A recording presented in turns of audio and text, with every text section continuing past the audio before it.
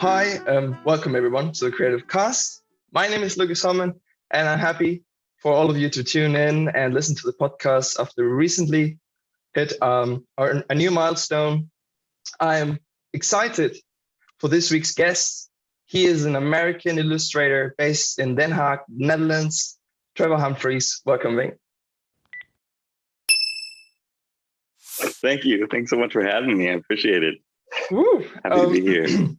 I feel like we already had a pre-podcast going on there. Yeah, yeah, we did. We definitely did. Just to get warm. I tend to start my episodes with starting where we all start in its origins. So I would like to, share with us a bit of your, where you come from and how you started out, all the way to actually become an illustrator and living in Den Haag. Yeah. All right. Yeah. So it's a bit of a long story, but we got time. So I've been a freelance illustrator now for 2 years. But leading up to that, I didn't have much art or illustration experience at all. Coming from the Black Hills of South Dakota as a kid, I would create and build snowboard parks and mountain bike trails. And that was my creative side. And sometimes I would draw.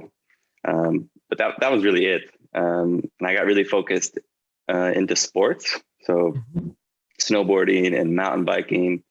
And I did that. That was really my main focus up to the point of maybe 26 or 27.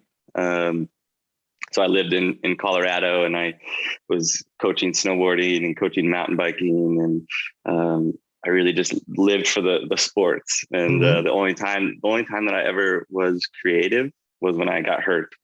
So if I was hurt, then I would maybe build something out of wood, or maybe I would paint a little bit. And hurt in what sense? Like emotionally, or what's that?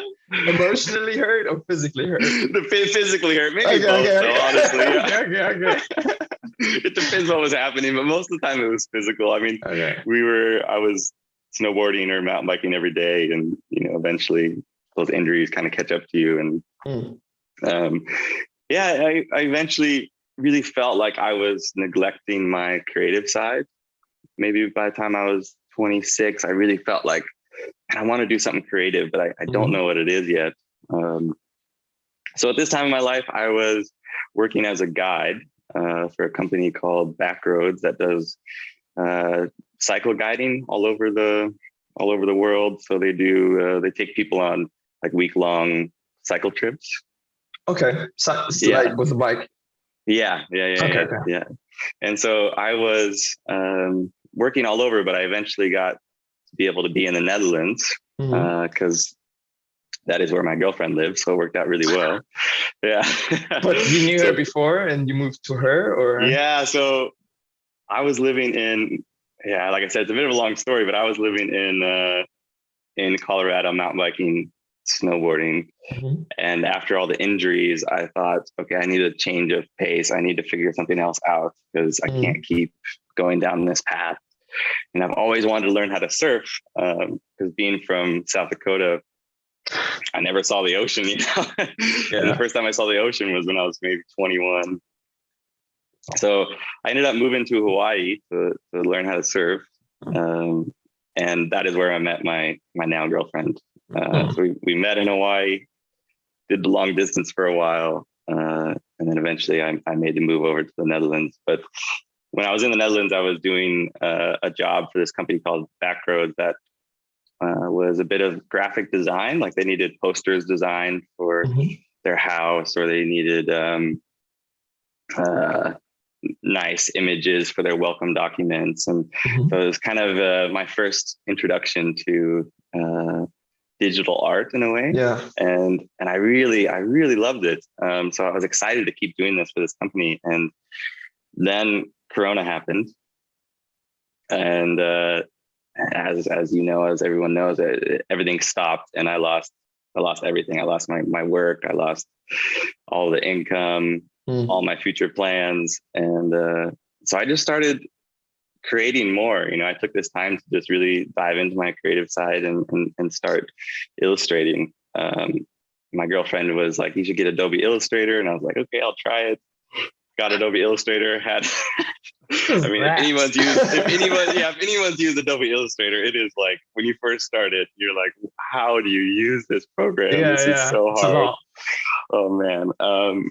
But yeah, I really loved it. It was something that I've never done before. It wasn't like traditional drawing. It had so much opportunities, and yeah, so that's really where it all started. Corona really, if it wasn't for Corona, I don't think I would be illustrating right now. Okay. I probably would still be guiding. And so yeah, I started that, and I was still learning and still developing my style, but I kind of devoted myself to be full-time from the beginning. Even though I didn't have much work at that time, I knew that if I were to get a part-time job again, that this dream of mine to become more of a full-time freelance illustrator would be on hold for a little bit. So I just grinded and stayed persistent and took little projects here and there until it started to develop into something a bit more. Sure. I mean, sometimes we just need a little push, right? For our luck. No, but I really appreciate you taking Corona as an opportunity rather than an excuse, right? Yeah. So, and, I also my outside situation allowed me to do that. I had a good support system, and I was in a safe place in the Netherlands, and I had good friends and a girlfriend that supported me. And I know that COVID was so awful for so many people, but I was one of the lucky ones that could use it for good, and I am thankful for that. But yeah, it was also a terrible time, as you know. Sure. No, but at the same time, it gives you a very, very distinctive, place to be, to try out new things and be a little braver in a sense, because you sort of have to, compared to normal life where you have that secureness and you don't want to push your luck too much, right? Yeah. And it was really a weird transition. I came from this guiding action sports type of background, and then all of a sudden I'm drawing nice pictures. My friends and family were like, what are you doing? What is this? I didn't even own a computer until 2 or 3 years ago, I think. So it was it's all very, very new. Yes. Okay. No, but I mean, considering you have started so recently, you're doing pretty well as far as I can tell. Thanks. Digging a little bit more into your artwork itself, I was so close to describing it, but I'd rather have you describe your artwork. It's funny. I actually find that people describe my artwork better than I can describe it. Yeah. So sometimes I feel like I don't always capture it the way I wanted to, but I think what I'm going for is I really want to capture a beautiful moment in time that inspires people to get out and have this moment to where they feel this sense of living in life and the state of flow and happiness. And and the way I capture that in my work is it's quite simple. I don't put too much in there to distract. I like it to just have the focus on either one or two things. Like and I minimal. also love and I love bringing in nice light. So, like a nice sunset or rays of light that are coming onto the person and shining off of them and kind of giving this a bit of like surreal, dreamy vibe to it. I love that. Yeah. No, I can totally see that. Now that you kind of, described also what you did before, which was all these rather extreme sports almost. Yeah. You can see them really resemble in your work as mainly the people are doing some kind of sport like surfing or skating or riding a bike or I saw even one riding a wheelie or like a one wheel thing. Yeah, yeah, yeah, the one wheel. Yeah, the one wheel. I was like, Yeah. damn, okay. Yeah, that was funny because in the surf community, one wheels are considered maybe a bit I don't want to say dorky, but that's the best word for it. Well, like but kind of silly, or yeah, a little bit silly, you know. I mean, okay. it's something new, so everybody's gonna not like it. It's just the way it is. But that company approached me, and I was so excited. I was so excited because I knew that they were a big name, and I couldn't wait to create visuals for them. So that ended up being one of my first actual clients. I would say the second or third actual client that ended up being a really fun journey with them. Okay, nice. But yeah, that a lot of people notice that. They're like, I see the surfing and the biking and skating, but then you have this one wheel. And yeah. It kind of sets apart, right? It's like this electronic thing, which is a bit more artificial, right? Yeah, but I don't mind. It's all fun. No, I like the variety. Another thing that, well, I don't know, stood out to me is that, well, most, if not all, your artwork, there are people in there, and they're always faceless. Yeah. So that was another thing I was like, interesting. I was wondering why you made that decision. Yeah. So back to I want people to connect with my work the best they can. And I find that when I look at a piece of art or illustration that has a detailed face or detailed hands, then I can no longer put myself into their shoes, so to speak, as easily. Yeah. But when it's someone that doesn't have clear features, it doesn't have a face, doesn't have detailed hands, it's so much easier for me to put myself in their shoes and to be like, okay, I could be in that moment. It's not someone that is very different than me. That could be me. I think for me, the reason I do that is just to appeal to a wider audience. Okay. Yeah, I get you. It's more about the idea rather than the person. Yeah. Yes. That exactly. you're seeing. Yeah. Okay. Yeah. Oh, makes sense. Yeah. I mean, sometimes I'll get a little bit more specific. Like I have a good friend here that, he looks like a character already. I mean, he had this big mustache, and he just looked like. I was just. As soon as I met him, I was like, I forgot to illustrate you. Like you were such a character, and so I ended up doing that. And so that one is a bit more focused on one person. I think I actually know which one you mean. Is it the guy that comes out of the frame, like where the top ends come out of the frame? Because I think it's like skiing or something. He's just there, and he has. That's actually. That one was inspired by someone that I met back when I was skiing. Okay. But so that's another character that I was like, oh man, I've got to illustrate them. But no, this is the one of a guy. He's holding a skateboard, and you'll see it with a big mustache and white sunglasses. Yeah, okay, I'll check that out.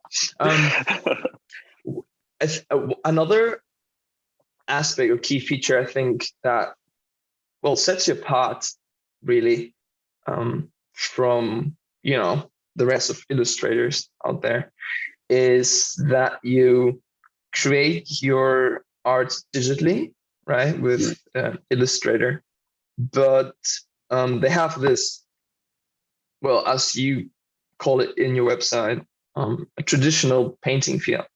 Yeah. So I would like to know more about that. Yeah. So I when learning my style, I really loved seeing illustrations that weren't so clean and crisp, because Illustrator was made for digital works with really clean lines, and I kind of wanted to move away from that. As an illustrator, it's so important that you find your own style, and the way that I was going to separate myself was to, use Illustrator, but not in the traditional way, and give it this hand painted feel. And I don't know exactly why I do that, but I think the way it feels to me is just a bit more natural. And I think it's really fun to discover a new technique. Because when I was trying to figure out how to do this in Illustrator, I looked up in YouTube videos and researched a bunch, and I couldn't figure out, how do I do this? And so it's taken me a really long time, and it's definitely not the most proficient way to work in Illustrator. It takes me a really long time to make those paint strokes, and the paint strokes that you see are all done by hand within Illustrator. A lot of times in Illustrator, you bring in, say, a texture and overlay that on top of say, a person. But with me, I work inside that shape and just do brush strokes with low opacity and slowly layering it up to give it that kind of painted feel. Just like you would do a real painting in a way. Yeah. Exactly. Yeah. So it's kind of weird, because when I tell people I do that, they're like, God, that must be so much work. Like, but yeah, it is. But I love it. I mean, if it would be easy and quickly done, I guess everyone would do it, or more people would do that, right? And not finding so much material online about that is, in a way, also something good, in a sense of that's what I was thinking. I was like, okay, and at first it was, anytime you do anything in life that you're on a mission for, you're going to have people that are doubting you. And so at first I stuck to this traditional way, making it look hand painted, but I had a lot of clients along the way that were like, can you just clean it up?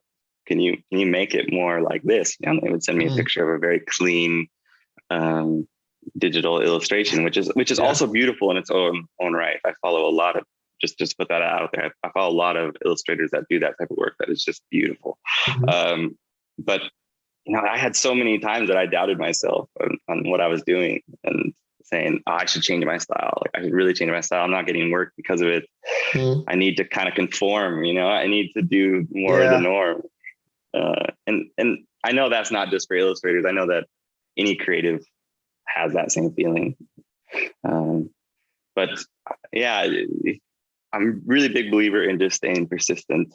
Just stay persistent, and good things will come. And Okay, so if a client comes to you and they ask for something that kind of goes too far away from your own style, you rather decline it? Well, and I wouldn't say I would decline it. Most of the time when people come to me now, they come to me because they do love that style. They love that painted style. However, I'm working for a client right now that I'm doing some of my own typical style work, but then I'm also doing like line drawings, or maybe just blank shapes with colors. So that's also, I can also do that. Okay. But yeah, I would say now I don't really get much inquiries about doing completely different style, because when they look at my portfolio and they look at my work, they usually know what they're coming for. What they can expect. Sure. Yeah. So that's a good thing once you have actually something to show, right? It's like, look, I do this. If you don't want this, feel free to find someone else that does what you want.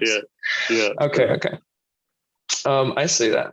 How about getting a bit into your methodology on how you create a new artwork, a new art piece?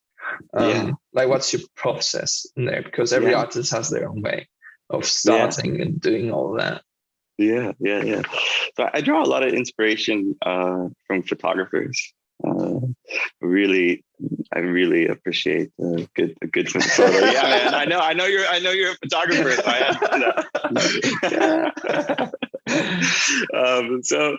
do that. I'll start a whole mood board on Pinterest or on my desktop and just get some ideas flowing. But it takes me quite a long time. I'm not the type of illustrator that can just like have a piece of paper in front of me and just draw a scene out of my mind. I wish that I could. but I'm not one of those. So I have to kind of piece it together with maybe some different photos or some different inspiration from say other illustrators, or I'll start to develop this scene and I'll sketch that in my iPad and in Procreate, which is so helpful to be able to use Procreate. I don't know if you've ever used it, but it's a really cool app. But it speeds up your sketching time. Okay. And so I'll do the sketch, and then I'll put that into Illustrator. So it's usually about 3 stages. The sketch, I put that sketch into Illustrator, and then I'll trace that sketch, and then that's where I'll find the colors. Mm-hmm. But at first, it's going to look a lot like clip art. So it's just like these blank, these blank colors, and it's not nothing that's very. I mean, it's nice, but it's nothing special. Mm-hmm. And then that's where the real work comes in. And that's where the image really comes to life, is where you take that and you start adding those effects. And then that's where you start to feel that hand painted texture and the light. And do you start off with an idea you get at some point? It's like, or you see maybe something on the street and you're like, or where do you get the images we see? Where do you get those from? Is it from memory or? Yeah, I would say a lot from my personal experience. Like I was thinking about this the other day, and I think the times that I felt the most alive, like that feeling of being like in a state of flow, is when I was, say, skating, or when I was mountain biking, or when I was snowboarding. That's how I connect personally to life the most, is through those sports or those moments, so you're out hiking or the beautiful scenery. That's when I feel like truly alive, and so that's where it all kind of comes from. I'm thinking of those moments, and I'm like, how can I recreate this and give that moment to other people? That's where it all comes from. Okay, nice. And regarding Procreate, which I don't know, you use that instead of pen and paper, or? Yeah, because what's super nice about Procreate, I mean, there's nothing better than like taking a piece of pencil and just going on a paper, I mean, that's so nice. But say if I were to do a sketch with just pencil and paper, and I didn't like exactly where the girl was in that sketch, I would have to like erase it and then move and then resketch it. But in Procreate, I can just highlight that person and move it over. And then it's in Procreate super cool because it they have pencils, they have charcoals, they have paintbrushes, it really sped up my process when it comes to sketching. For sure. Okay, nice. I mean, that's maybe a great tool for illustrators out there, that they might be looking out for. It sounds for free, is it? Yeah, it's you have to have an iPad. Okay, it's Apple. All right. Yeah, but I think Procreate is only like €5 or something. Okay, and you get it for life. Yeah, or Illustrator is like €20 a month or something. Price of a expensive coffee. Yeah.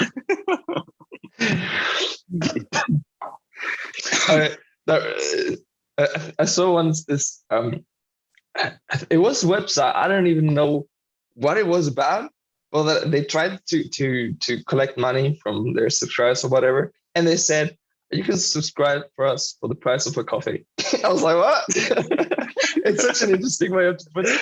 But then it's like, okay, I buy coffee all the time. Perfect. Right? Yeah. It's like a coffee, like it's the price of a coffee each month. It's like it puts you in this frame of mind. It's like, hey, it's not that much. Genius marketing. Yeah, I'm like, shit, okay. These guys are good. Yeah. So one more funny thing about the way I do my work. Yes.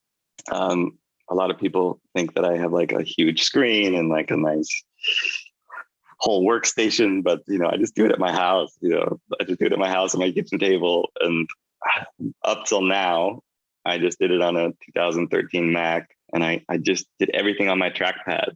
So I just finger drew. Oh my god! Really? And mostly yes. When I tell people this, they're like, "What is wrong with you?" Oh, fuck me. But that's all I Okay. had at the moment. That's all I Okay, had. wow. And That's impressive. but it's funny because now that I got a new computer and I have an iPad and starting to get nicer tools, I still do the finger on the trackpad. I'm slowly converting to the mouse. Okay. But I did it for 2 years like that, so I'm just trying to break. There are also these nice graphic design tablets like Wacom or something like that. Yeah, see, that's really nice. A lot of times I'll take my iPad now and like use it as a secondary screen and then draw on there. But yeah, it's so funny because now I'm having to break this terrible habit of drawing. But I had that too. Like you get used to do something which is very inefficient, but at some point you know how to do it, and it just has security, right? Yeah. And then it's so hard to change. Yeah, I know. And I didn't know really any illustrators in the beginning, so I had no idea how people were working. Okay. I just was like, yeah, okay, this is how you do it. Even photographers use graphic design tablets for retouching. Yeah. So everyone uses it. I need to get in the game. It's pretty bad. It's fine. In the end, it really only matters what works for you. So anything else, exactly, is Yeah, exactly. Yeah, it's always funny. I want to ask you as well, which is something I feel like people don't get asked enough, which is also this very scary and part of being a freelancer. Well, especially for artists in the end. Yeah. Which is all that, well, mainly financial issue, but also questions like how to get clients and questions like how do I sell my art? All these, scary topics. So I wanted to ask you what you struggled with the most. Yeah, since you started. I think gosh, if you want to go into the struggles, there's so many, and I'm happy to go into all of them. But I think with the clients, with that, there was as an illustrator, and I think as a creative in a lot of fields, there's not this like blueprint of like, okay, do these steps and then you'll end up here.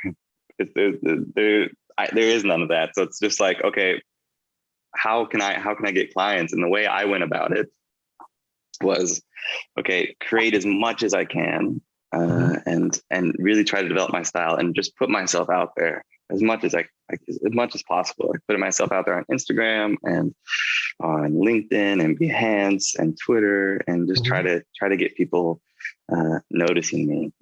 Sure. But I had no experience with talking to clients or emailing clients or writing contracts or anything of that nature. And I think the best way to learn that is just by doing it. So when I first started out, I had small clients, just personal customers that maybe wanted a moment recreated, or say a picture of a couple on the beach, or and so even though that's not a big business yet, it's still client, and still client communication, right? And so that eventually over time leads you to get a bit more confidence, start writing some contracts, and you just start building on what you know. And also what's helped me tremendously is my girlfriend. She is a web designer, it's a UI UX designer. Ooh, nice. Yeah. So that's what everyone does. That's what everyone does when I tell them she's a UX UI designer. I'll say, oh, I'm an illustrator, and they're like, oh, cool. And I'm like, my girlfriend's a UI UX designer. Like, oh, they like almost know that that she makes way more money on. But she's been doing that since she's like 15 or 16, and she's brilliant at what she does, and she's very professional, and so she's always been in my corner from the start and helping me with client communication and contracts, and she's Dutch, so she didn't just hand it to me, and she was quite direct, like you got to figure it out, and this isn't good, like redo that, this isn't good. But in the end, it's helped me a lot to learn that side of the business, because it's scary, it's really scary to, you just feel like the imposter syndrome to the max. You feel like, I don't know how to talk to clients. Like, I don't know what I'm doing. I'm brand new at this. But after a while, you realize it's just talking to people. Just talking to people. That's it. Yeah. You try it until it works. Yeah, exactly. Do you recall any maybe specific occasion where you did a mistake you now are aware of? As far as the client side of things, it can be, it can be that. Yeah. I would say a big thing that I messed up with in the beginning is giving people the right amount of information up front. So what they expect out of the process. Because like, say if me and you were going to go buy a car, you would know exactly what you're getting. You would know all the details of that car, and you would be like, oh yeah, this is what I got. But at first I didn't always tell the clients, what I had to offer and how that process was going to look. And contracts are so important, even though everyone hates contracts. It's so important because you gotta have in place what's expected, when it's expected, and what happens if those things change. And I'm still working on preparing a nicer contract, and it's so boring, but it's important. It's really important. It is. It is setting everything clear, so there are no doubts. What happened? Like, what didn't you tell the client what he expected differently?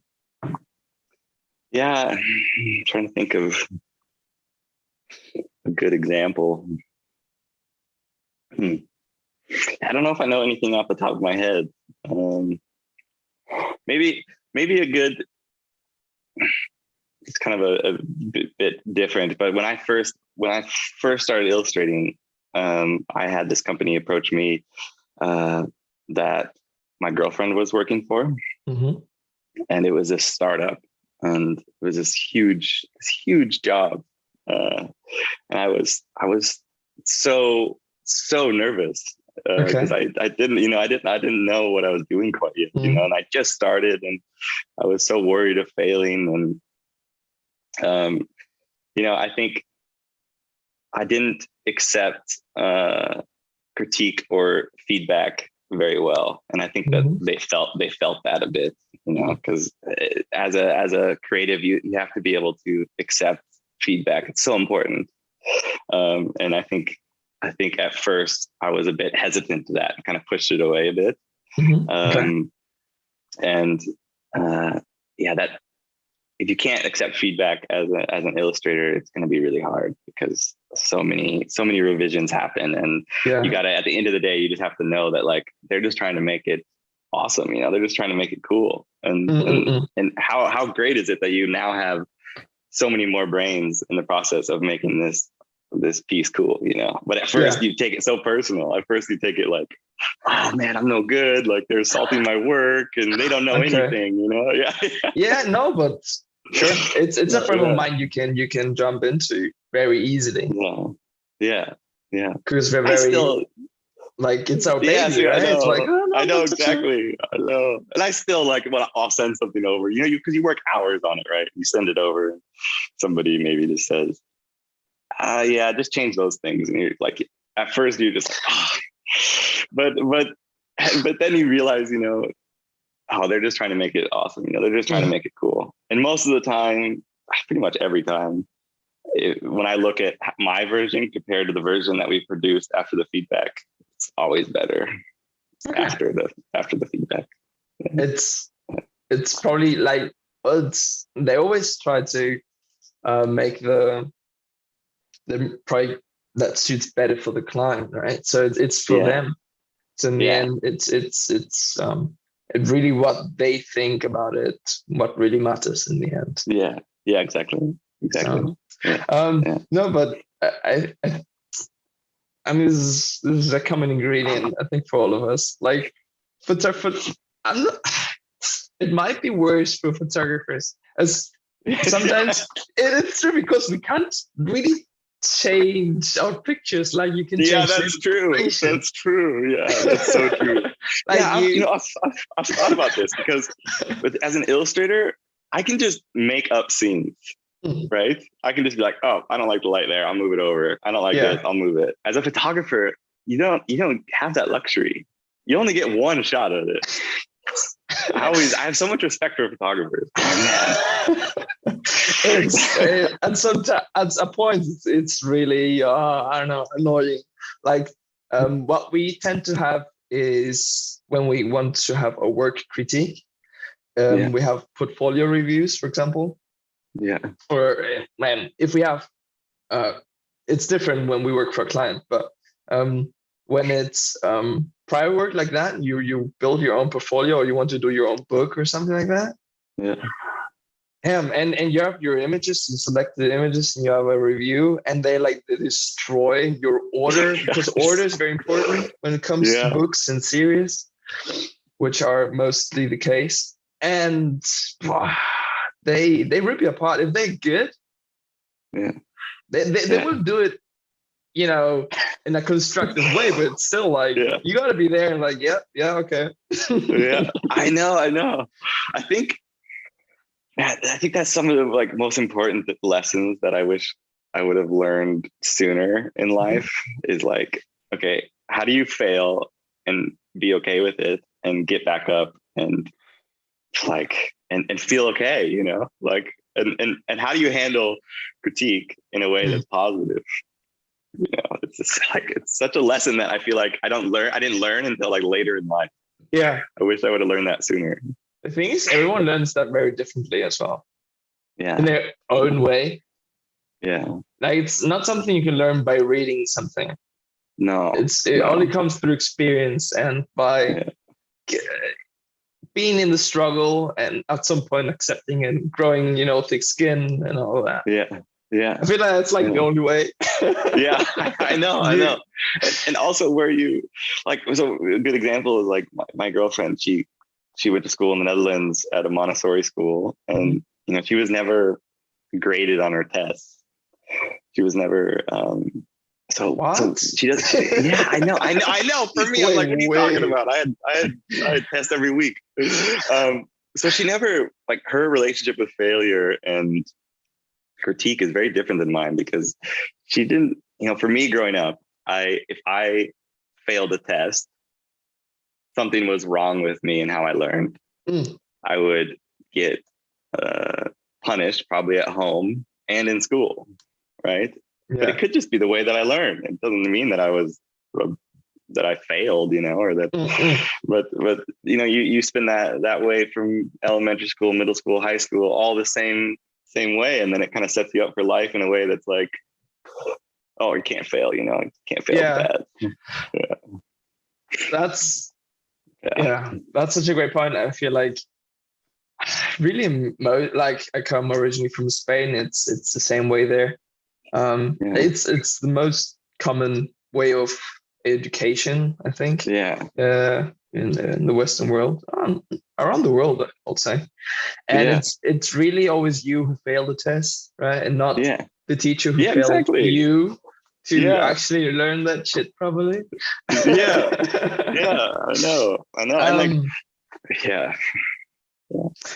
no, but I do give education a lot of responsibility, to be honest. Not only with that, but like with a ton of things that we don't learn at school, which are very important, like doing a contract. Exactly. Speaking to clients. You don't learn that. Yeah, exactly. I think one of the biggest life lessons that I've had to learn is, how do you fail properly? And as I just wish that was something that was taught in school more, because because in life, you're going to fail a lot. That's just the way it is. But it doesn't need to be something that's bad. It helps you grow tremendously. It can be something that's great. It doesn't have to be something that's negative. And a lot of times, I failed so much in my drawings. I have a whole stack on my computer of unfinished drawings that that I didn't like because that they were just not good, and I could have stopped there, but I didn't. You keep going, and those failures help you a lot. Yeah, not every attempt is going to be a successful one. Yeah. Okay, yeah, it's very important. And how you take it, and just being very just positive about it, and just don't take it, don't make it too important. It's just come on, just move on. yeah, exactly. Like, chill out, bro.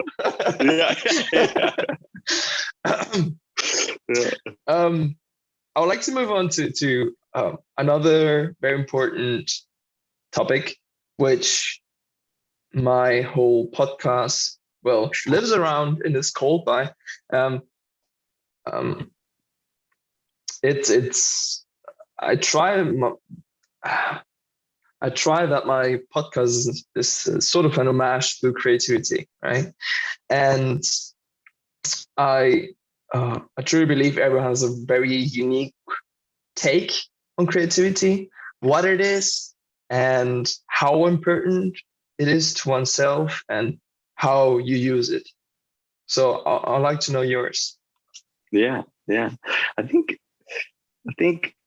creativity for me is how I express myself. I think it can be in so many different forms, but I think it's so important to have personal expression. Like, my sports are how I kind of release and get away from the struggles of life, or the worries. But my creativity is how I personally express my feelings and my past and what I would like in the future. And I think it's so important that everyone has a good relationship, or starts to have a relationship with their creativity and their creative side, because there's so much fulfillment that can come out of creating something. It's something that you made that's personal to you, that no one has access to but you.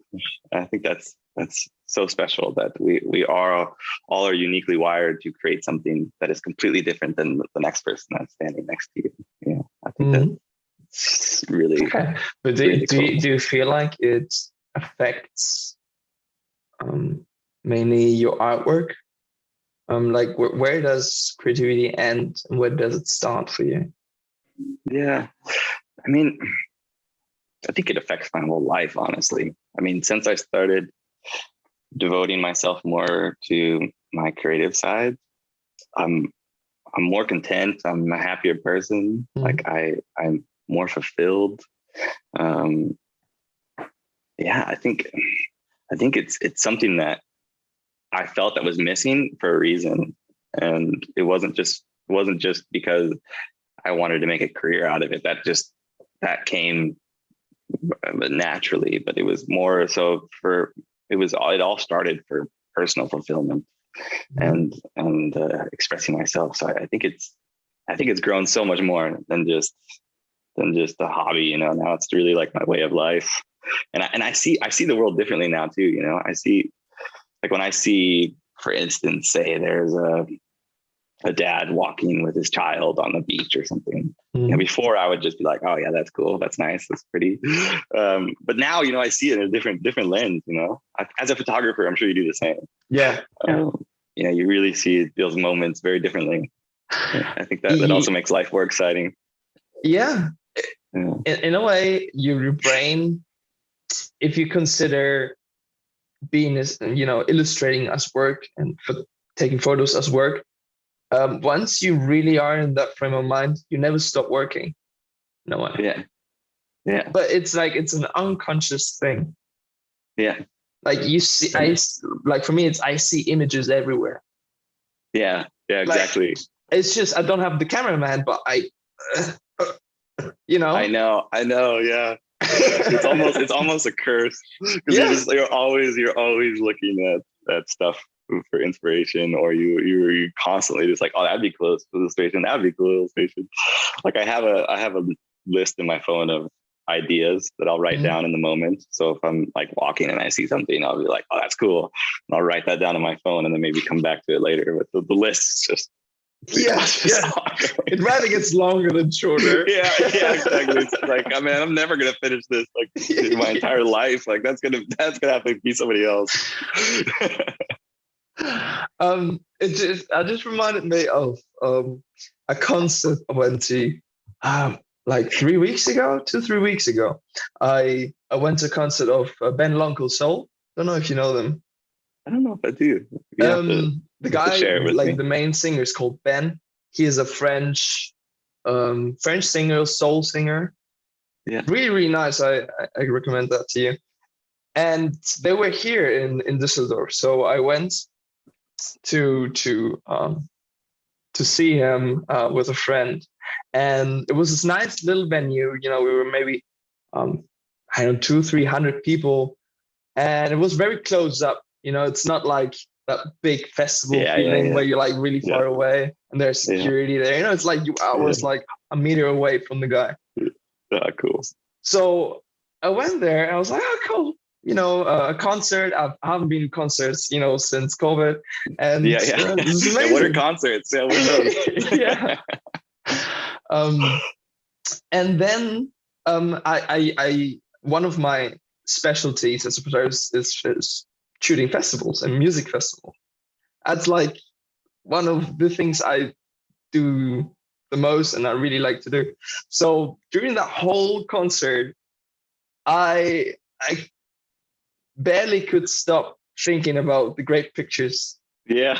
I could be taking all the time. Yeah. And that kind of frustrated me. Like it kind of took away the joy from the concert. And I was like, that's weird. Like, is that like, am I doing something wrong? Yeah. Like, what's but I get the same thing when I go to say art gallery. You know, before I was an illustrator, I would go to an art gallery. I would just get lost in there and it was just an amazing experience. You're just looking at these wonderful works and you have no comparison. You're just engaged. You're just engaged with the work on the walls. But then now if I do that, it's so different. I'm like, oh man, he did it that way. Why can't I do it that way? Like, that's cool. Like, you know, like, you compare, maybe I could, or I should try to do that with my work. You know, like you really, it's such a personal thing now, which I think in the end makes us keep pushing ourselves and growing. But yeah, it also can hinder us in a bit when you're just trying to relax. Yeah. I guess it's the price you pay, but in a way, it would be sad if that didn't happen. Yeah, exactly. Because it would show that maybe you don't truly care. Yeah. Right. It's a sign that it's part of you. Yeah, I think so too. That's important. So yeah. So I'm still happy about it, but like, yeah. All right. No, but cool. It's nice always to meet people that think alike and have these experiences as well. Because oftentimes you feel like you're alone. I know. Yes. Exactly. No one else has especially with what I do. I spend so much time by myself in my own mind behind the computer. So it's so nice to hear shared experiences. It's like, oh wait, I'm not alone. That's nice. Another thing when I checked out your website, which is very clean, which I like. Well, it suits also the style of your artwork, but I like the cleanness of it. And it has to be because my girlfriend designs websites. Yeah, I thought when you said, I was like, seeing the website. She probably would have left me if I created a bad website. When you date, it's like, okay, let's check out his website. Oh, it's not good. Yeah, it's not good. Yeah, see you later. It's a red flag. It's a red flag. Exactly. No, but I had a peek at your shop, right, where you sell your artwork, and it's always fun to see the prices for different artists, right? Because a price tag on an artwork print, for example, which is your case, is very, very relative, right? It can be $10, it can be 100, it can be 1,000. Yeah. It's like, you know, there's really no rule on where it should be. Yeah. So you happen to sell your artwork, you know, between, I think the postcards are around 15 and goes up to like 80, 90 euros.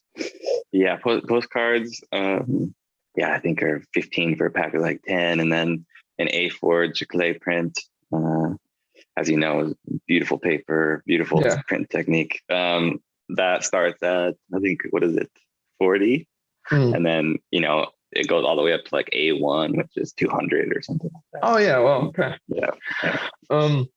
So what I was wondering is, and this is something very, very important for every artist, is defining your value. Yeah. So how do you define your value on one side for your artwork? Like, how do you set those prices? Like, how do you justify to yourself the margin of profit you do? Yeah. And that's a good question. That's one. And the other side is, how do you communicate value to clients as well? But I feel like that's a bit different. Yeah, no, they're actually related, because how I define value in my work is related to, okay, how can I live comfortably, right? Mm-hmm. How can I live off of this? When I first started my illustration career, I really focused on the prints. I really focused on calling up retail stores and getting my work in there, and selling as much as I could on Etsy and on my website. And I was just going for, okay, you know, I looked up what's normal for retail. It's double your money, or at least a little bit more. So that's how I priced my work at first. Honestly, if I were to keep going down the path of trying to get all my income through my prints and retail stores, my prices would be way higher than they are right now. However, now most of my bulk of my income comes from clients, and the prints and the postcards are just a bonus. Sure. And the reason why I sell them for, you know, that I just do double my money. You know, I could, like you said, I could do far more expensive if I wanted, and I think that there would be people that would pay that, because they see the value. And a lot of times with artwork, if they see a higher price tag, they're like, well, it must be good, you know, it must be better. Right? Yeah, exactly. But I really want to make it attainable for people. You know, I mean, one of my big goals when I started was to help inspire people. And that's why I started doing the prints and the postcards, was especially the postcards, was because I can give people a nice little piece of art for, you know, €2, you know, or the A4 for, you know, 30 or 40 euros. So it's attainable for someone to be able to buy that and put it in their house and have this nice piece of art. And for the clients, how I value, or how I decide what I charge. When you first start any creative career, and you're freelancing, you know, when you first start, you're going to have to take those jobs that are, you know, that you feel very underpaid at, you know, like you're just starting, so it's like €200 for a week of work, or well, I mean, maybe don't go that far. Maybe don't go that. Maybe don't go that. But you know, when you're first starting, also I didn't have another job, so I kind of had to take these projects. But I felt, okay, I'm now making, you know, I charge, so we'll just say per illustration. Okay. So let's just take like your typical mountain scene with a lake and say somebody hiking. Okay. Yes. When I first started, I would have been like, okay, that's 200 euros for a custom illustration. And then as you keep moving, you're like, okay, I'm going to raise the price. Let's try 400. And then you start getting people that will pay that. And then you start maybe talking to more people in the industry and hearing what they charge. And when you first start in something, you have a feeling like, oh, I can't charge that yet. I can't do that yet. Like I'm not well established enough to do that yet. Okay. So eventually you just keep moving up those prices. And now I charge something that I feel is appropriate for the time that I put in. It has to be worth my time to where I feel passionate about doing it, because I've also taken on projects where I charge not enough and my heart's not in it as much as it should be, because I know that I'm not getting enough for it as I should, Okay. Yeah. And so you have to feel good about what you're charging, and in return, your work will show for it. And that means that you might have to decline some projects, but that's okay. If you set your worth, people will meet you there at some point, they will. It's just, okay. Yeah, take some time. Okay. So what would be your advice for someone that is in that position of like, I'm being underpaid, but they have the fear that if they charge more, they will lose those clients? Yeah, exactly. Yeah. So I would say this is a really good time to test this theory out. Say if you're just starting out and you have a few clients and you feel like you're getting underpaid. Well, in that time frame where you're working for clients and you have another client approach you, or you try to reach out to somebody and you might get a lead on a job. That's when you should test to see how much you can charge, because you already have a bit of security because you have a couple jobs going. And then that's when you can kind of test the market in a way, to see, okay, what can I get for this? And it's also going to be different. Like what I charge for a big company compared to a small company is vastly different. Like right now I'm working for a company that's doing outdoor gear. So I'm creating mountain bike, ski, snowboard, golfing, hiking illustrations. And that they're a decent sized company. And so I could have probably tested the limit a bit on that to see how much I could get for it. But I really wanted to do this job because I was going to get paid to create biking and skiing illustrations. Like, perfect. How cool is that? Yeah, how cool is that? So I actually did that one. I actually did that one for quite cheap. But throughout this whole process, I've never felt like I never felt bad about it. I felt really good about it because I really am happy about this project. Sure. Where another project I'm working on right now is a startup, and they're a lot of investors and are a big company, and it was going to challenge my illustration ability quite tremendously. It's illustrations that I don't usually do, and it's concepts, like really conceptual style of thinking. And so that one I priced a lot higher because I knew that, one, it was going to push me. Two, they're a big company. And three, it's just going to be more work because it's going to be illustrations that I don't always do, where the skiing and sport illustrations, I'm very comfortable. I love doing those, so. Yeah. Okay. And the financial company probably like, we want an illustration that represents power and freedom. Yeah, exactly. It's like, what? And another good example of this is when I got asked to do a mural, and what? A mural, like a wall painting. Mural, yeah. Sorry, my American accent. Yeah, I know that word is it's like a mural. A mirror? It's like a mural, yeah. And this was recent, but with that, it's hilarious because I got asked to do a mural, and I don't do much like traditional painting. I mean, I do from time to time, but I got asked to do this, and I of course was like, yeah, I would love to, I would love to do this, but I priced them really, really low because it was my first time ever doing it, right? Yeah. And funny story, because when I told my family I was going to do a mural, they were like, well, how are you going to do that? how are you going to do that? You don't paint. And I'm like, oh gosh, you're right. But it ended up helping because one of my jobs before this, one of my many jobs that I've done, I was a commercial painter for a while. So that really helps with the technique, the knowledge, how to not mess up everything around it. Yeah, exactly. Okay. Be a clean painter is most important. I think I've seen that one. Was it the surfer guy? Yeah. So that was my first one. All right. And then my second one I did for Brooks shoe company, if you know Brooks, the running company. That was my second one.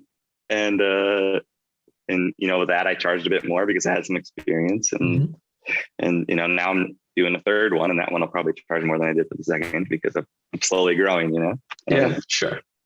But I think I saw on your website you did a poster. Wow, I call it poster for Vans.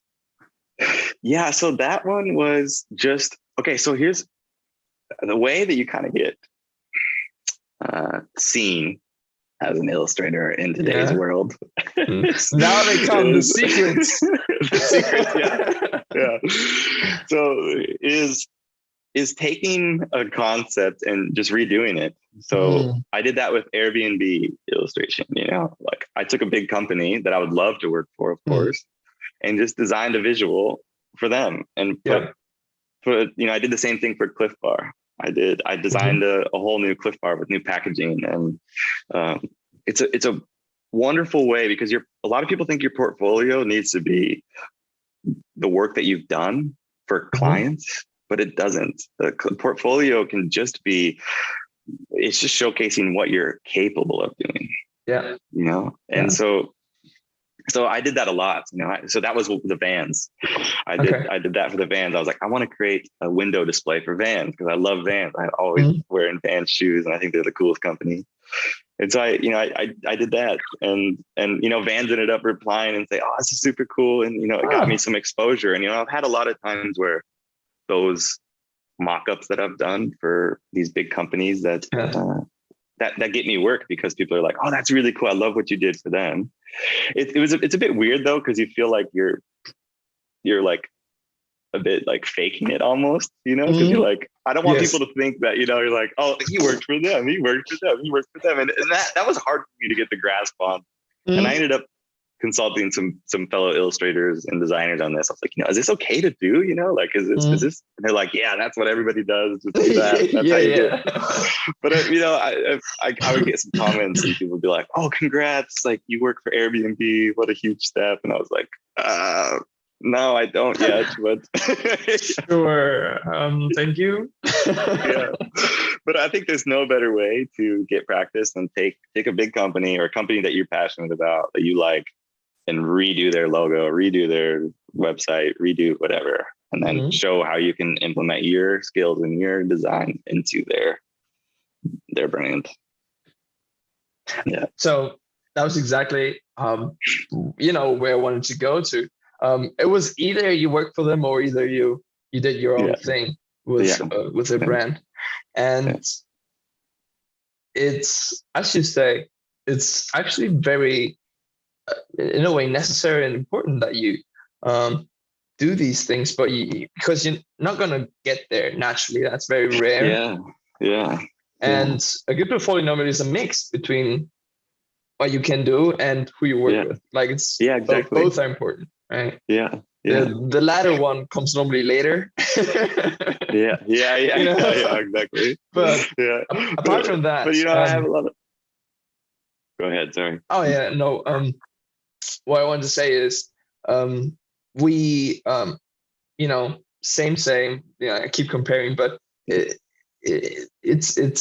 works both ways. Like in photography, we do the same thing as well, especially product photographers do this a lot.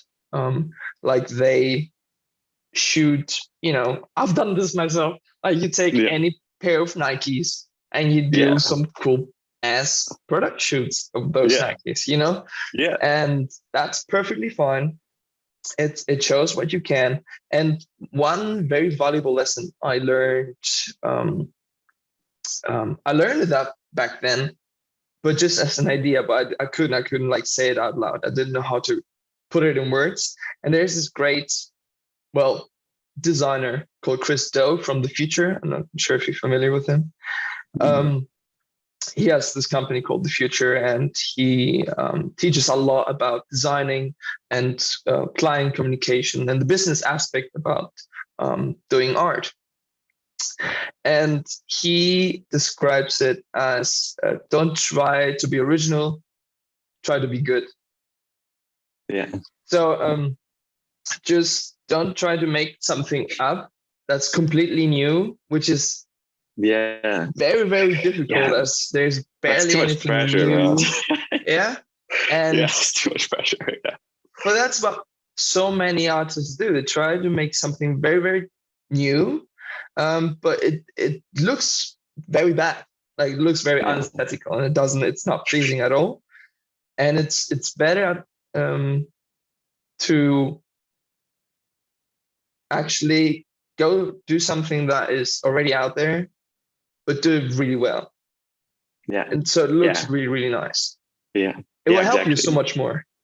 Yeah. Yeah. And, I think it's, a lot of people will be like, well, how do I get clients if I don't, how do I prepare for clients if I don't have clients now? And it's like a good exercise you can do is exactly what we talked about, take a product and give yourself a brief, like write out a brief, like, okay, we need to change the packaging and what are the vibes we want to go for. And, you can really come up with your own mini client. And it's a challenge you put on yourself.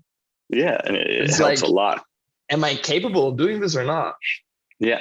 Right. Yeah. I don't know how it is for you, but sometimes I see, mainly a portrait photographer, and sometimes I see a portrait, I'm like, wow. And I see like the skin retouch on it, and it's so spot on, and like the light is just sexy as fuck. Yeah. And I go like, I'm not sure if I can do that. Like, and I think like, okay, maybe one of the projects I can do for myself is try to get skin looking like that, or get light looking like that. You said it perfectly, because there's no better thing to do than find people that inspire you and take little things from each one of them and then put that all together for your own style. Like I did that a lot. You look at something, you're like, I love the way they do that. I'm gonna incorporate that little piece. And that's if people are looking, how do I find my own style? How do I get my own style? There's no better way than do that. Just find people that you really love and connect with in their work, and just like, okay, I like the way they do that shadow. I'm going to take that.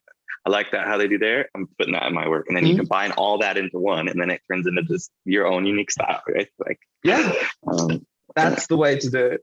Like, don't copy and paste. No. But gather and make it yours. Right? Yeah. So exactly. That's a very good philosophy to live by. I feel like. Yeah, definitely. And it's hard because when you first start too, it's you want, like, you're probably gonna do some copying and pasting when you first start. That's only natural. But just tag the person that you do it in, right? Just tag the person that you're inspired by. We've all been there, so we all. That's normal, It's totally normal to do that.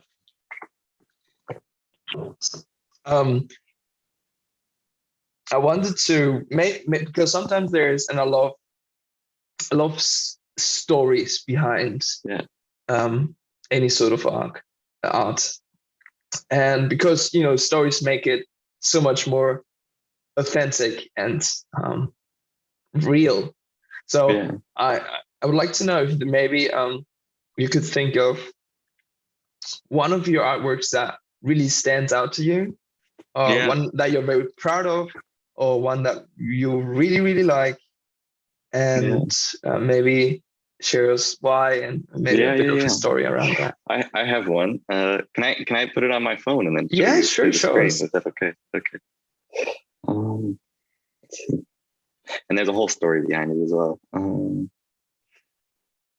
It's not necessarily the most popular one, but it's one that I'm really proud of. Just with the lighting. It rarely is, right? Yeah, exactly. It rarely is the most popular. It's always like one that no one knows. So this one here. Okay. And so yeah, I just love how the effects turned out and the lighting. Like I said, as photographers are, I'm obsessed with light. But that one was really personal to me because in college, I went to college in Utah, and we had this really good group of friends, and we would go longboard skateboarding a lot. But we had this magical run that we would start up by campus, and we would go down, and we do it at night. Okay, so we do it at like midnight, and we'd have 4 or 5 people, and the way you do it is you would park one of the trucks up top and one truck at the bottom, and it was so much fun. You would start up at the campus, and you would roll all the way through campus, and the whole run was downhill. And then after you go through campus, you would go through the football stadium, and you'd have this really long parking lot that you could do these big carves. And then you'd go down into this parking garage, this hospital parking garage. You would click the elevator and take you up like 10 stories, and you would go down the parking garage inside, and it was just this big circle, right? Oh yeah, nice. And as you would go, it was completely dark, but as you would go, the lights, they're motion lights, so they would light up as you would go. So it's just this like magical experience of going around the parking garage. And then from there, you would do some more hills, and eventually you'd end up at Walmart, of all places. And you would go inside, grab some ice cream, and sit out on the truck, eat your ice cream, and then you would do it again. And that was some of my best times in that time of my life was doing those longboard runs. And so when I created that piece, it was a really personal piece for me, because that's the memory I was thinking of was those longboard college runs with my buddies. I love it. It's so fun. It sounds like a movie, right? So it's like it's like really a romantic scene out of a movie. It's like you're having a date. It's like, come on. And surprisingly, none of us really ever got that injured, I don't think. Because I mean, we had some really steep hills and we're going fast, but I don't think any of us really ever got that injured, which is a miracle, honestly. But yeah, super fun. That's rare. Normally, like people get destroyed doing that. Yeah. Like I've seen those guys that go. I don't know how it's called, but they have pads on their hands as well. Yeah, that's like next level. It's so nuts. I'm like, what? They're going so fast. Yeah. They go like lean in and everything, and they take those turns. And sometimes cars come on the other side of the road. Yeah, that's the crazy thing is they're doing it with traffic. Yeah, they're doing it with traffic. It's nuts. God damn it! But I mean, we weren't quite that extreme, but okay. I was like, you did that? Yeah. I mean, some of my buddies could do the power slides, but we were never. We would go fast, but we weren't. Yeah, we were. Luckily, it was at night where not many cars. So. Okay. Yes. And it's always a danger, right? Cars. I don't know why, but like skateboarders and cars, that's like enemy 1-to-1. Yeah, exactly. Yeah. Okay. No, but I really like. I didn't actually knew that one. You just showed me. Oh yeah. I've seen tiny of your work, but I don't know. I feel like that one didn't stick out to me, but yeah. That's always how it is, right? Yeah. Like but now that story, you see that image differently. Yeah. Yeah, exactly. So I don't know. it's like for me right now, I feel like we've covered plenty of topics, Yeah. all of them very, very great, like about you, about background, about your current work, your style, how you got there, your methodology, about, you know, we talked about the pricing, defining your value with clients, how to get clients, and all of those very, very important. I feel like we brought a lot of value to the table as well. You defined I hope so. your creativity, what it means, and how it affects your work and your life. One more thing that just popped in my mind is that big friend and enemy that is social media. Yeah. To us creatives, which I feel like is on a constant battle between helping and hurting our creativity. So what's your take on that? Oh man. Yeah. So you couldn't say it any better. It's between good and evil, honestly. I've struggled with social media for a very long time. How can I? So here's the thing: we live in a world that social media is very important for us creatives because it gives us a platform to express ourselves and to showcase our work and to give it and to be able to have large amounts of people be able to see it. And you also can create a community on social media that is beautiful. Like, I met you through social media. Well, actually, no, we met traditionally, which is amazing through you printing my work, which is crazy. but old school. Yeah, the old school way. But I have a whole community on my Instagram of people that are supportive. I've never met, I've never even talked to on the phone, but we chat on Instagram or on Twitter, and there's a lot of value that brings to my life. So that is the good side of social media, and I think that sometimes can be overlooked is that it can bring a lot of opportunity and a lot of community to a space that maybe you need. The negative part of it is, and I still deal with this, that if I post an image of an illustration that I just worked days on and I get a lot of likes, my mood is good. I feel good, right? Yeah. I'm like, okay, cool. People like this. It must be good, right? Because people like it. And if I spend the same amount of time on different illustrations and I don't get that many likes or comments, my mood is different. And that can be so dangerous. Because then you start valuing your work on what other people think of it, and I think that can be really, really, it can be super dangerous. But I think at the end of the day, you have to work on being able to, before you even post an image, being able to be like, you know what, I'm proud of this, and this is an algorithm, like this is like I'm not going to determine what I make or what I do from what people, how many likes I get. Yeah. I think reframing it, like now the way I think of my social media is a cool place where I can meet like-minded people and I can hopefully share some things that brighten people's day. And that's it, like I try not to have too many expectations of like, oh, I'm going to, when I first started, I was like, I'm going to create this image and I'm hoping this will blow up and give me some exposure. Yeah.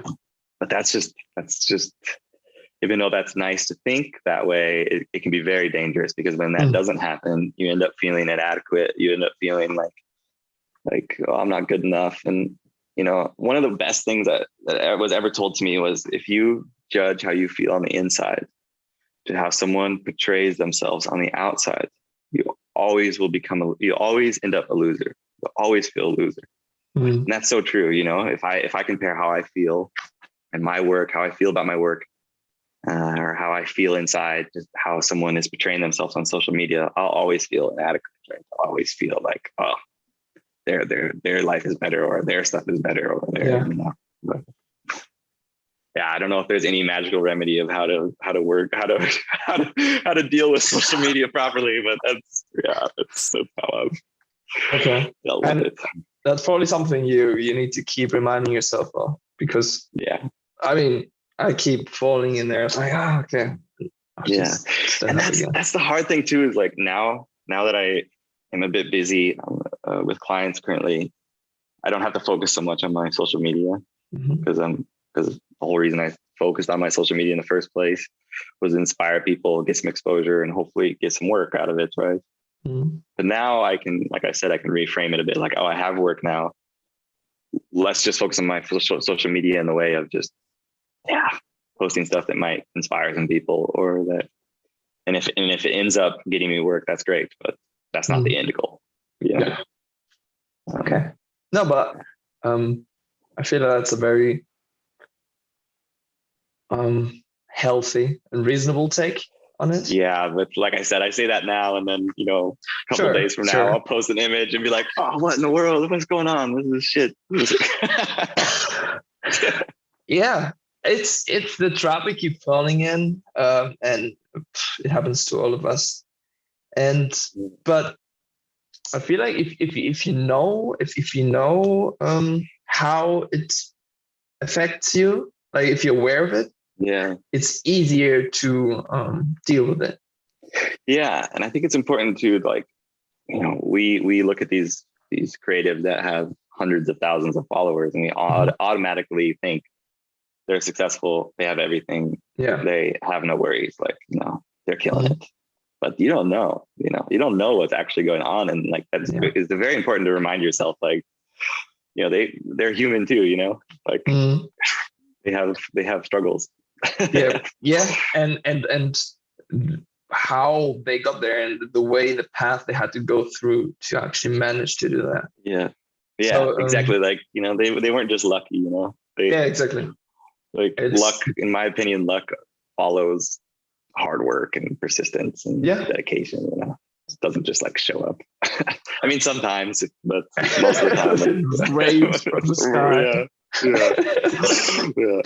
Okay, no, but I appreciate. Well, I'm happy that we touched on that. I almost forgot. Like, I thought of it in the beginning. I was like, I want to ask him that, and then I forgot. Oh shit, there was something I wanted to. It's so hard. I mean, if you know of anyone that has like a solid way to deal with it, send it over to me. I don't know. I really don't know. I will take serious note. I will, like, okay, I got it. I got it, guys. It's crazy, the world we live in. So weird. There's a great documentary about exactly this. It's called The Danger of Social Media or something like that on Netflix. Oh yeah, okay, yeah. Great documentary. I only well, recommended. It talks about this issue and about it's important, but it fucks you over, and like more in detail with better wording. So. I feel like we're lucky though, like, I don't know how old are you? 24. Oh really? Oh yeah. Yeah. Oh man, I'm almost 30. So old. I know. That's crazy. But like, for us in our generation, we didn't necessarily grow up with like Instagram or Twitter or Facebook, like in elementary and middle school. I mean, I don't think you did, right? Like a little bit. but not. No, like not a to lot. Yeah. I couldn't imagine being 14 right now. Yeah. Very different. Very, very different. How do you deal? I mean, I can't even deal with social media. How do they deal with this when they're 14 years old? It's got to be terrible. Maybe, but maybe they have it easier in a way. Yeah. Because they have so much more experience with it early on that they maybe manage to deal with it in a better way. Yeah, I just feel like maybe I don't know the inadequacy that they probably feel, like the that someone's life is always better. That feeling, that they get through social media at such a young age, it's got to be yeah, it's just got to be tough. Mm. But yeah, but it also comes with opportunities, like you said. Right?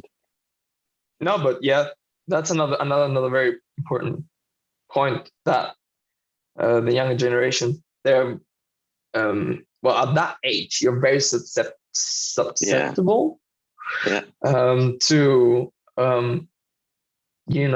accepting that kind of pressure on you, and they might deal with it, but because they accept it easier, not because it doesn't affect them. So I don't know. Like I said, the other day I saw, it was pretty much a kid, like maybe 10. Like a huge ass phone and says, like, I was like, oh shit. Okay. It's crazy. It's crazy. My first phone was, I think I was maybe 11 or 12, and it was like it was almost a brick. Just the little brick phones. Like you have to like flip it up like that, and a small screen on it, and you could do a few phone calls, and that's it. That was my first phone. I still remember the days of like MSN Messenger and MySpace. Oh shit! I had in Spain there was a social media platform called 20. I think it was very unknown outside of Spain. Like you probably haven't heard of it, right? No. Yeah, okay, see. So like 20, it's like if you talk to any Spanish person that's around my age or maybe a little bit older, they were like, oh yeah, shit, that's like old school shit there. I was like, yeah. It's like an insider. If they know it, they're cool, you know? Yeah, exactly. But then like it died out, and then Facebook took over, and Instagram and Twitter and all that. But I'm interested to see what will be the next big thing. Well, now it's TikTok, basically. I haven't got myself to get on that yet. Yeah, I'm scared. I'm scared. Exactly. I feel too old for it, honestly. Like, wow, I'm way too old for this platform. I'm too old for this shit. Like this guy. Exactly. Okay, so I think we've covered pretty much everything I wanted to. Do you have anything on your mind that we might have left out that you think needs to be said? Yeah, I mean, I would like to use this platform and this opportunity. I want to help people. I want to inspire people to know that they can do something that they put their mind to. I think it's so important, like I said before, that you just stay persistent. Like you can do it. You just gotta stay persistent, and fill your circle with people that are doing and that their beliefs are where you want to be. If you do that and you just stay persistent, like you'll start making progress, and you put that out in the world, and eventually things will start to happen. Like we live in a world that is like really quick gratification, and so many people will quit. But if you stay persistent, like you can do it. I think I just want to inspire people to try it and just put themselves out there and go for it, because got nothing to lose, Yeah. Okay. I like that. That's it. Yeah. A few inspiring words in the end. Nice. We're coming to an end, and before we get there, feel free to share where people actually can, find out more about you, find your work, find your prints, and maybe hit you up if they need anything. So my Instagram, that's where you'll see most of my latest work. I'll share my work on there as quick as I can. And that's Trevor Humphres. And then my Twitter is the same. And the website is studiotrev.com. And you can get a hold of me you can message me, DM me on my Instagram or Twitter, or send me an email at info@studiotrev.com. Yeah. Nice. Clean. Yeah. I love it. This has been so great. Like, every guest is different. Obviously, I had Yeah, on my yeah, show so yeah. far, but Mm. accordingly, the vibe is different as well. And Yeah, today yeah, I had so much fun, and yeah, I think we have a similar sense of humor. yeah, yeah, yeah, exactly. Yeah, thanks, Lucas. I really appreciate you having me on. It's an honor that you took your time to want to interview me. You know, you could interview anyone. So thanks, man. Great. Appreciate it. Thanks for being here. Thank you for your time. You're all busy. This has been a blast. Thank you all for listening. If I'm always looking for people, for new guests. So if you feel like you know somebody or yourself, I'd be like to be part of the show and share your creative side, hit me up. I'd love to have you on the show. This was Trevor. I'm Lucas. This was the Creative Cast. For every morning that I rise and I am showered by your smiles, oh yeah.